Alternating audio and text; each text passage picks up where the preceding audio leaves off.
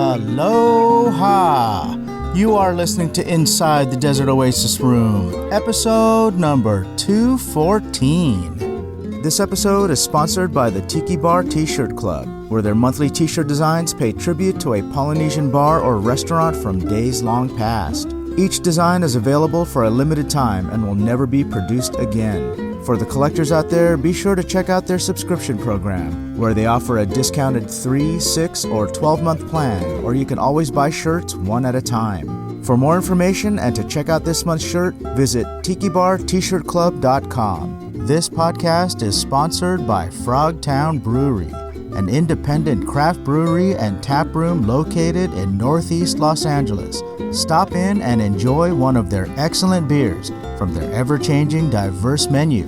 Tell them that Inside the Desert Oasis Room sent you and get your first pint on us. Limitations apply.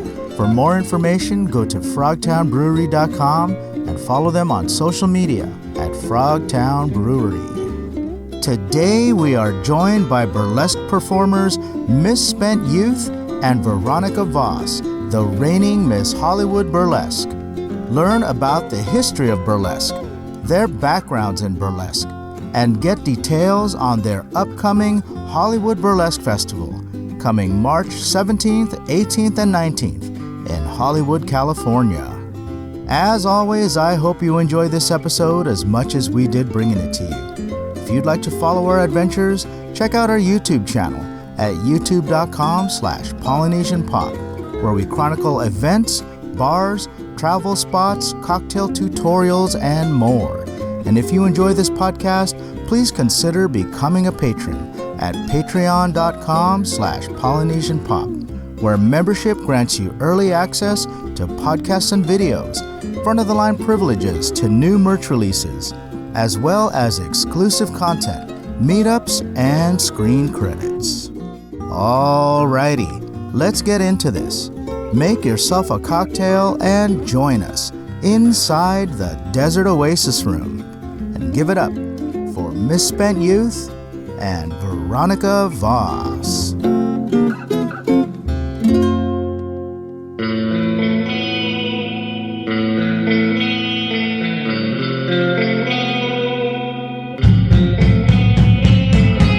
Inside the Desert Oasis Room.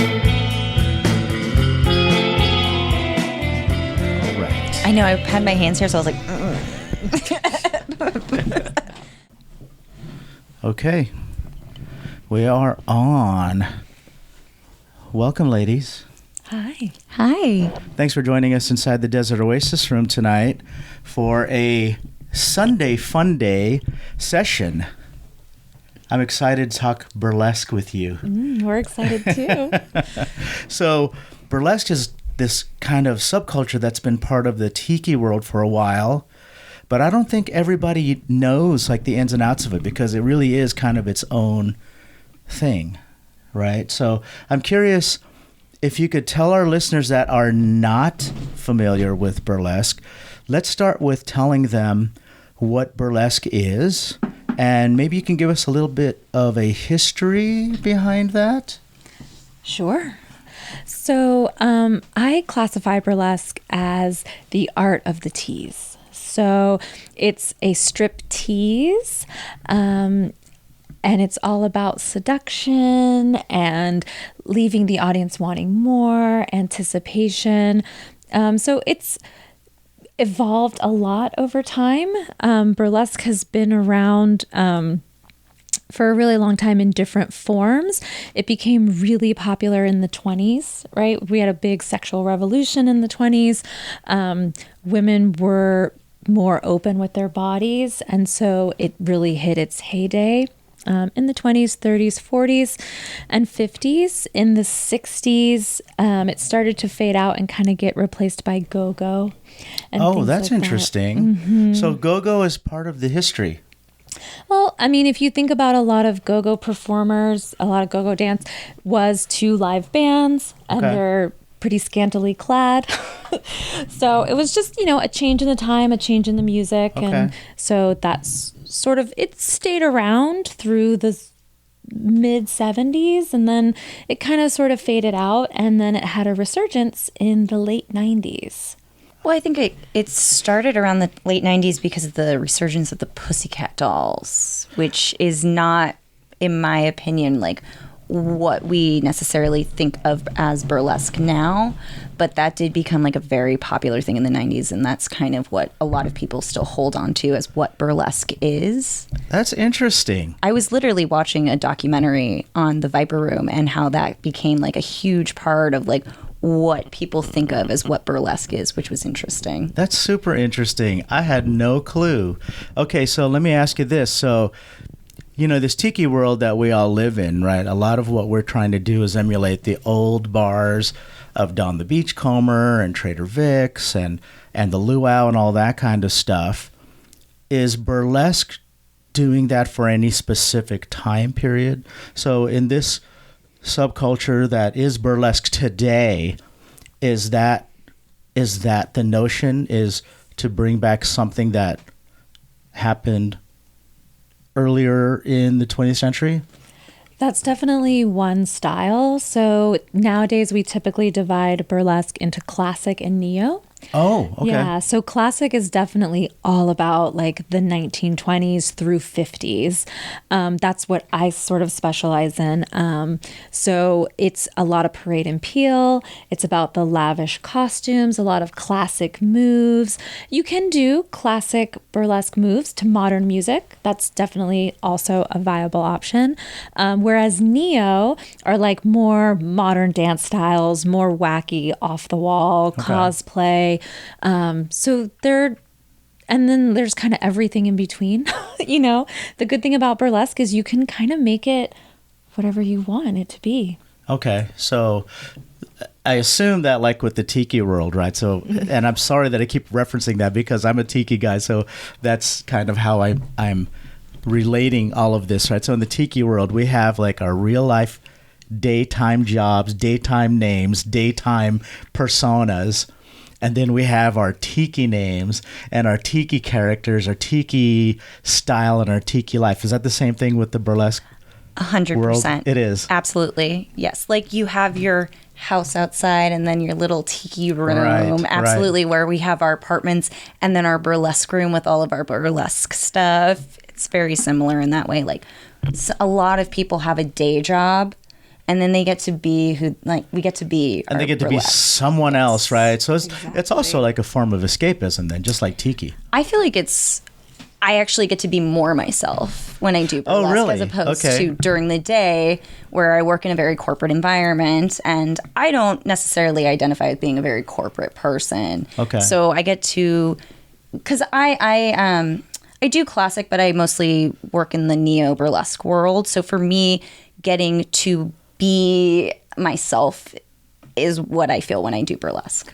I love that. Yeah, it gives us an opportunity when we sort of assume our burlesque personas to bring out different parts of ourselves that, like Veronica said, we don't get to do during our day jobs. Okay. Which is much like the tiki scene. You don't get to have a tiki cocktail during the day. Right.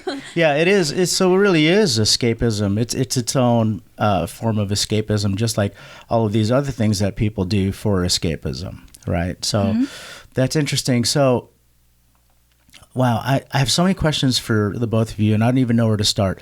Before we go further, if for our listeners out there, if you hear any like deep breathing or grunting or man noises, that's not me. That's not me. That's our friend Creepy Gus. Hey there. There he goes. There he goes, Creepy Gus.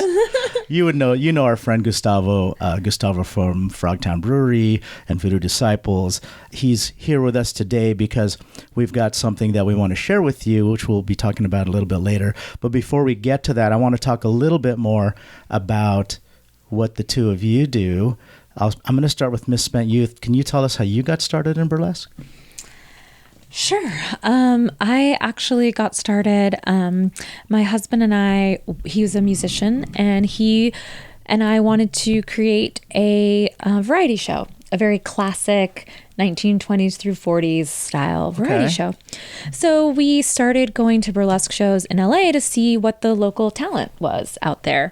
And he kept nudging me and saying, well, you're going to be in the show, right? You're going to be in the show. And I'm like, well, I don't sing. I can't dance.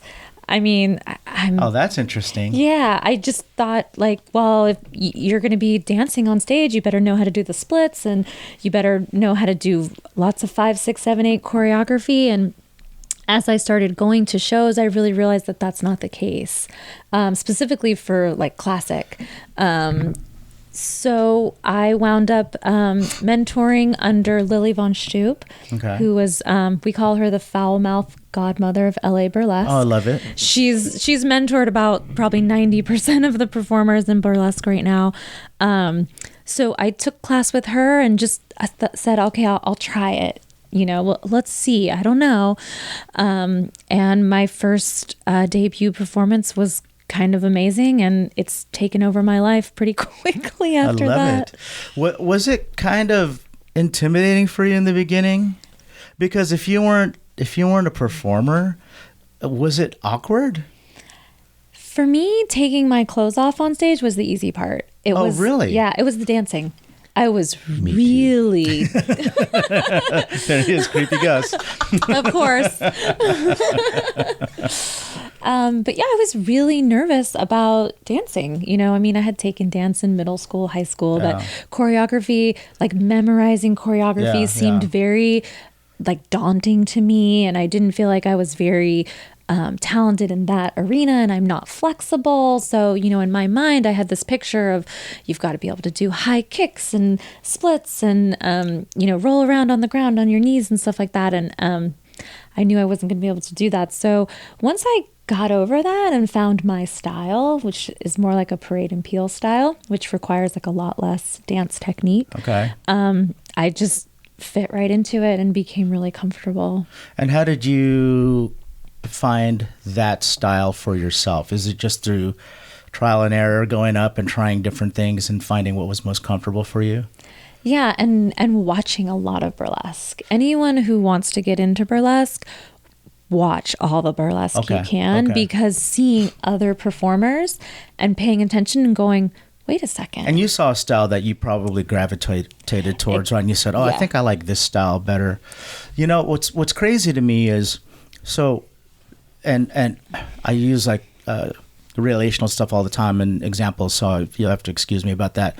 So it's kind of like, so let's like look at sports, right? There's team sports. We have like basketball, football, hockey, and that kind of stuff. And then you have individual sports like golf, and I don't know where some of the other ones. Is golf a sport? Yeah, technically it is. Not based on some of the guys you see walking around the golf course, but like that and archery and other Olympic sports, right? They're not team sports. So burlesque, you're up there by yourself, right? So, or am I wrong about that? Or I think I've seen burlesque troops or groups or whatever they're called. Group numbers. We do in Babylon Cabaret. We do a couple different group numbers a year. We do duets. Veronica's competed with a lot of duets. So yes, I have. Again, it's kind of whatever you want to make it. Yeah. But did you gravitate towards more being a solo performer? Yeah, for me, solo is a little bit easier because again, if I mess up the choreography, it's just me up there, so no one knows. Right. If you're doing a group act, which you've probably done before, of course, and people are they're like never the wiser. No, never. She's perfect every time. I love it. Yes, absolutely. I love it. Never made a mistake. Never, ever. Yeah, never fallen, never slipped. Nothing ever didn't come off the way it was supposed to. Nope, not once. Not once. You know, but I do a couple. I've done quite a few duets. You know, but it took me a while to get comfortable enough to do that, to sort of trust myself, to like, you know what, you can learn the choreography, you can memorize it, like, and that just came with like experience and getting comfortable. I love it. And how do you come up with the choreography?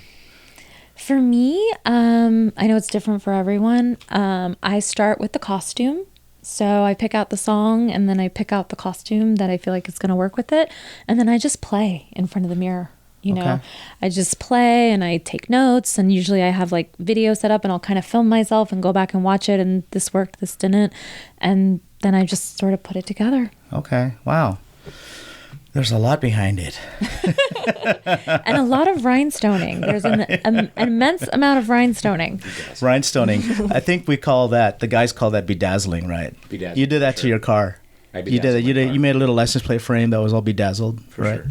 Yeah. I stay up late nights. How do I get one of those? I bought that machine at 2 a.m. that we sell Oh, like a rhinestoning machine? thing. Oh, we call those our hands. I like to automate things. So let's talk to our friend Veronica Voss. Let's talk about your background. You say that you're a neo burlesque dancer. Okay, so tell us how you got started and why you chose that style. Or am I wrong? You do both. I do a little bit of everything. I actually think you're a classic performer, whether you want to be or not. No, I think I absolutely am, because everything I do is rooted in classic burlesque moves, but I don't dance to classic music most of the time. I love rock and roll, punk rock music, Okay. new wave. That's kind of where I feel more connected to, but if you're talking about like origin story, I started in nerdlesque, which is cosplay burlesque. That's how I got started. I had a friend who saw some burlesque shows and thought, well, my friends are nerdy. We could put a troupe together. So right off the bat, if it's cosplay burlesque, it's not classic. It's an interesting thing, but technically no, because it's even though you use classic moves, you might use those, it's still not the glam idea of what a classic, I think classic is used for like more of a quote unquote original burlesque act. Like it harkens back to what the original idea of what burlesque was supposed to be. And if you're wearing a costume of a character, like the thing that I traveled the most with was a Velma from Scooby-Doo. Oh, I love it. Yeah, I traveled a lot when I first started in burlesque doing festivals, and that is definitely not classic burlesque. I might use a move here or two there that are definitely classic, but no one would ever look at that and say, "Oh, classic burlesque." Right. And I had a very different journey than she did, because I was a professional dancer when I was younger, and I danced my whole life. And coming into burlesque, I was already in love with it because I grew up watching old movies, and I fell in love with Gwen Verdon in Damn Yankees doing Whatever Lola Wants, which I think a lot of burlesque performers say the exact same thing, And for me, that was marrying comedy with sexiness, which is not what we see in mainstream media. It's like there is a certain ideal of what sexy is, and growing up, I was never that, and I was always like cute and funny. But seeing burlesque, you can put the two together, especially in an act like doing a Velma act or Marty McFly or something like that. You can be sexy, and you can be funny, and you can be smart, and it's burlesque still, which is fantastic. Right. I love it. So at these festivals, do you guys mix the styles, or are festivals mostly like this particular festival is a classic festival and this particular festival is more neo, or do they get blended together? It totally depends on the festival. So there are a lot of festivals that are dedicated to one thing, like nerdlesque or classic or neo. There's even a new festival called fatlesque, which is dedicated to bigger body performers. So there are a lot of niche festivals, and then there are some that are just kind of open to everything. Okay. Yeah. Okay. And they're similar to tiki conventions as well, in that there's a lot to do within a festival. So it kind of everything relates back to the same thing at the end of the day. Okay. So that leads me into something that I'm excited to share with our listeners. So let's talk about Hollywood Burlesque Festival. Gustavo approached me about this, and he said, "Hey, so I'm doing this thing, Hollywood Burlesque Festival," and he's like, "Do you think that you can help us promote that? And I'm like, yeah, bro, can you help me get in? And I said no. And I said, hey, dude, yeah, man, like, let's help each other. So tell me more about Hollywood Burlesque Festival. Let's talk about what it is, like how that got started and how you guys got involved. Yeah, so the Hollywood Burlesque Festival is coming up in March, and it will be our 10th anniversary. Oh, I love it. Yeah, so we're super excited. The festival was actually started by Lily Von Stoop, who I mentioned was my mentor. So she started the festival in 2013, and she just has since then retired just due to some health issues. So she contacted me about taking the festival over kind of toward as the pandemic was kind of easing up and there was a light at the end of the tunnel, because she really didn't want the festival to die and she knew she couldn't continue it. So I reached out to Gustavo because I knew I was going to need a little bit of help. And then I reached out to Veronica for two reasons. One, she's an amazing helper in all the ways, and she's super organized and she's competed all over the country, and she's the reigning Miss Hollywood. Oh, I love it. So I had to get her involved. So the last time we did it was 2019. Okay. And that is when Veronica took the crown. Pre-pandemic. Mm-hmm. And so it's been a few years. So I'm assuming that people are getting really excited because it's been a few years that you've had this event, and now we're all kind of back to our normal lives, right? Like we're gathering again, and so tell us more about what people can expect at this event. This festival is going to be incredible. As I was seeing submissions coming in, so performers submit to either compete or showcase. Do they have to audition? That's kind of their audition, is they send in a video of the act. Oh, gotcha. Yeah. Okay. We had a panel of 5 judges who scored all the submissions. We had over 200 submissions, You're which kidding is crazy. me. It's a lot of videos. 100. Yeah, they had to watch that many videos. And Wow. score them. Yeah. So, but as I was seeing the submissions coming in, I'm like, all my favorite performers are submitting. Like, I can't believe it. So that's exciting too, because I'm sure there's people that you hold with a certain regard. Absolutely. That when they submit, you're like, oh my God, so-and-so submitted. We have to have this person here. Yeah. Yeah. And we really lucked out because the quality of performer is just extraordinary this year. And I think it was that excitement at the festival returning in such a grand way to the venue we have is just beautiful. The shows that we're going to have. There's 5 shows this year. Yeah, so we have 5 shows. Yeah, so your 3-day festival pass gets you into 2 shows Friday. So we're doing a classic showcase, followed by a little late night neo showcase. So it'll be a little naughtier. So you answered my question. Yeah, okay. Yeah, and then Saturday we have the competition, which is where you're going to see the best of the best from actually around the world. We have people from Canada and Europe competing.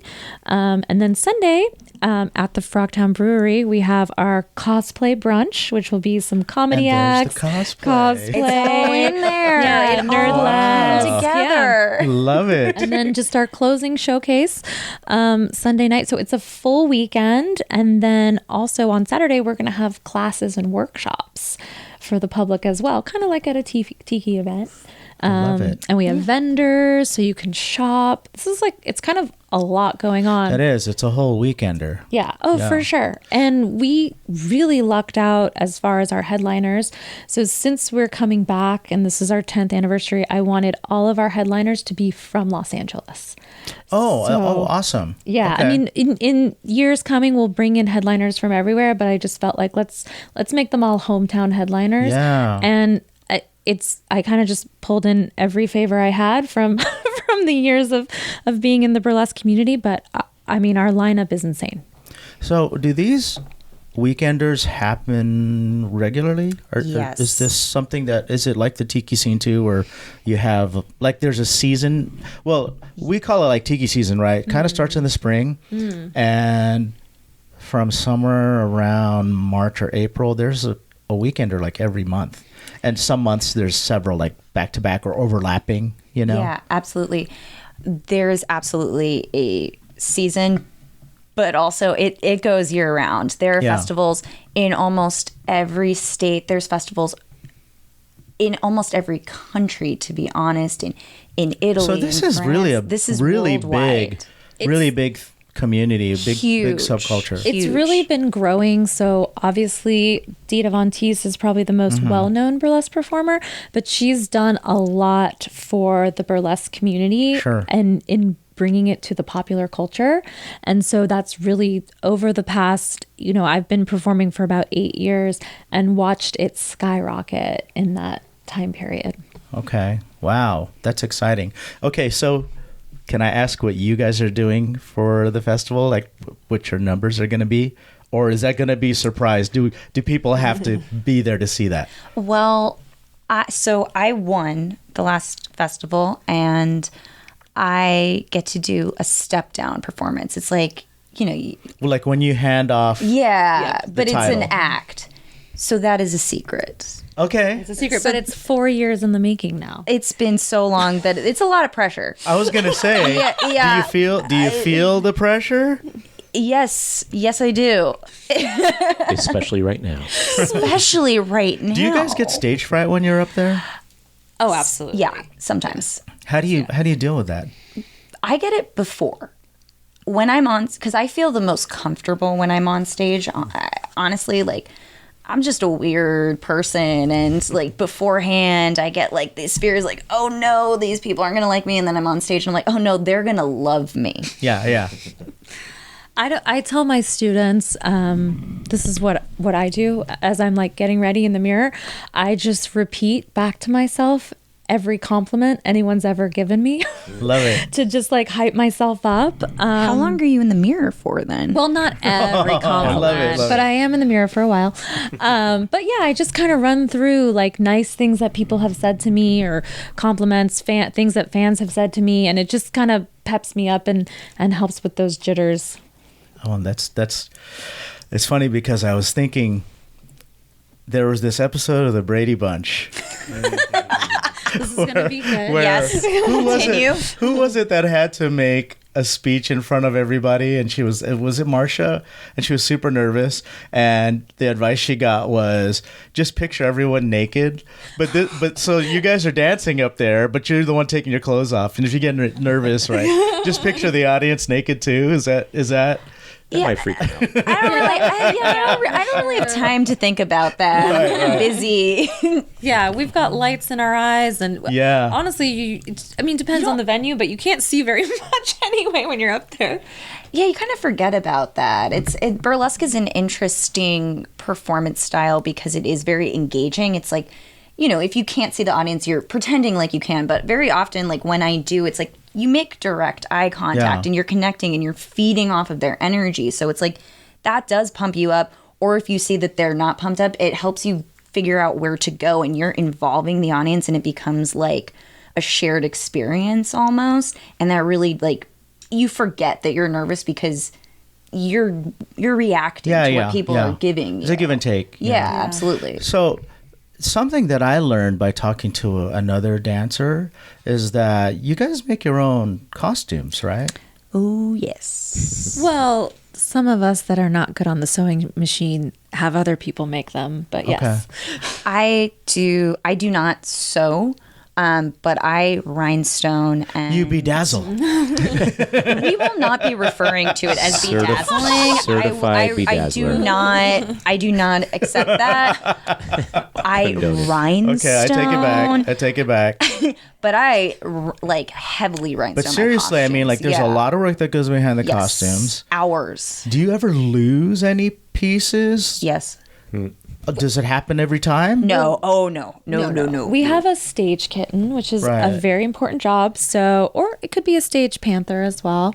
But their job is to pick up all the stripper droppings that we leave to behind. make sure that you get everything because back. there's always that audience member that's like, "Oh, is this glove Yeah. for me?" Yeah. So hopefully, if you have a good kitten and a good audience, you So I don't wanna leave keep anything it as behind. a souvenir or something, Yeah. right? Yeah, I've definitely done an event where'd my bra go? It's gone. Yeah. Wow. Oh, so I just lost hundreds of dollars. Oh, Yeah. That's great. Yeah, That and sucks. I've lost gloves before, which is also a pain because then you only have one rhinestoned glove. And so now you have to get a new pair and rhinestone the pair because they're That's never going to match. because they're not going to match. Things you don't think about, Yeah. right? Why would you think about that? I don't know how you ladies do it. I get up, shower, gel my hair, shave, and I'm done. Yeah, I mean, like on a day-to-day basis, but when performing, it is a lot of work. Well, I'm just saying that like on a day-to-day basis, it's already like, you know, I was putting makeup on for Halloween at our Halloween event at Frogtown. And I remember turning to somebody and I said the same thing. I don't know how you ladies do this every day because I spent like all this time putting makeup on. It didn't even look good, but it was part of the costume, right? And then you take it a step or maybe 2 or 3 steps further when you do these shows. So, yeah, I don't know how you ladies do it. It's definitely always really sad for me when I have to take off my makeup at the end of the night. Yeah. Because I'm like, oh, it's on. I feel like I should do something else with it while I Right? still look beautiful. And Yeah. then I just wipe it all off and go to bed. Oh, Yeah, I always think about it and I'm tired. I'm going to sleep now. yeah. Well, you guys better eat your Wheaties for this one. 3 days of the big festival. I did some snooping and I looked at some of the names on there. I recognize a few, but because I don't really go to a lot of burlesque shows, I'm not familiar with a lot of names. Can we share some of the names with people? Yeah, absolutely. The headliners. So yeah, our headliners, we have Lux Lacroix, we have Egypt Black Nile, who is she's won more titles than any other burlesque performer in history. She's amazing. We have Audrey Deluxe and Madeline Sinclair, and probably a lot of people that go to Viva know of Audrey Deluxe. She produces all the burlesque there. And we have Ginger Lee Valentine, who's toured with Dita Von Teese. She's an incredible performer. And the #1 burlesque performer on the... Oh, yeah. There's something called the 21st Century Burlesque Top 50. And people vote. And so Ginger Lee Valentine is #1 I love this it. year. Yeah. Really Big love show. Big show. All right. So if our listeners want to attend this event, where can they go for more information? If they want to buy tickets, if they want to book lodging, all that kind of stuff, where can we send them? Yeah, so HollywoodBurlesqueFestival.com. So Okay. really easy. And we have a hotel 2 doors down that is doing discounted rooms. So if you want to come stay for the weekend, it's at the Vermont in Hollywood, which is a gorgeous new venue. So yeah, tickets are on sale now. And the really cool thing is you get to pick your seat. So you can go in there, very nice. pick your seat, and then call your friends and tell them to get the seat right next to you. Oh, very nice. I love it. Which night is Creepy Gus performing? That's what I We're want. still negotiating all of that. them. Oh yeah, all of them. But we actually haven't That's a surprise though. Yeah. Yeah, haven't agreed to you've my heard it here rider. first. He's the bonus He's act. heard it here first. We've been the after hour. the after. Yeah. The after. So like 6 in the morning. He's performing in the champagne At the room. Frogtown Brewery, whoever's left. the weekend after the festival. Yeah, for sure. I love it. I love it. Well, Oh wait, but you're going to be at the festival. I'm going to be at the festival, so Adrian and I are doing a duo I cosplay classic. cosplay class. Vintage Make it happen. Mickey and Goofy act. Well, you know, I've been practicing my break into electric boogaloo. Love it. Routine. Love it. Okay. Yes. Yep. Okay. Knock it. Do So some you guys are gonna put this together and dancing submit, with the, right? I'd like to see dance this with the audition broom, video. right? Yeah. You guys actually haven't responded to our submission, but we're gonna we'll resubmit. Oh, We'll resubmit. Yeah, resubmit. Yeah, Our yeah, judges Sure, it will got take lost a in the mail. look. I'm Yeah. sure it got lost in the mail. Well, Stamps. thank you for joining us inside the Desert Oasis Room. I'm excited about the Hollywood Burlesque Festival. I'm excited about seeing you two ladies perform. I'm excited about the burlesque brunch at Frogtown Brewery. And the seminars on Saturday. Seminars. Adrian's going Are to be you a part of going to it. be teaching us how to make drinks? Well, so Gustavo asked me to do a seminar. I'm not really like a bartender, craft cocktail guy, but I can do a seminar. There's some things that I have in mind. So we'll talk about that off recording. Absolutely. But yeah, I'll be there, and then I will also be covering this for my YouTube channel. So I'll be there with my as much as the cameras will allow, you know. So for everybody that can't attend, they'll get to see something afterwards. But you know, you're really gonna want to attend because obviously you're not going to be able to capture everything in video. It's not going to be the same. at all. Oh, absolutely Not at all, not. not at There's all. like 70 performers. Yeah. It really captures the tassel twirling Yeah, when you- you're in person. Exactly. Yeah. You really don't get the full effect of the rhinestones as well Right. on a Yeah. video. Right, exactly. Sparkly I love it. depth. I love it. Well, everybody out there, thanks for listening to another episode of Inside the Desert Oasis Room. You can follow us at desertoasisroom.com and find this episode wherever you get your podcasts. Please follow our friends. What's the Instagram for the Hollywood Burlesque Festival? At Hollywood Burlesque Festival on Instagram. We're also on Facebook, Hollywood Burlesque Festival, and HollywoodBurlesqueFestival.com. yeah, and HollywoodBurlesqueFestival.com. All right. Thanks for joining us, ladies. And we will see you at the Hollywood Burlesque Festival. Awesome. We can't wait. All right, party people. Cheers and aloha.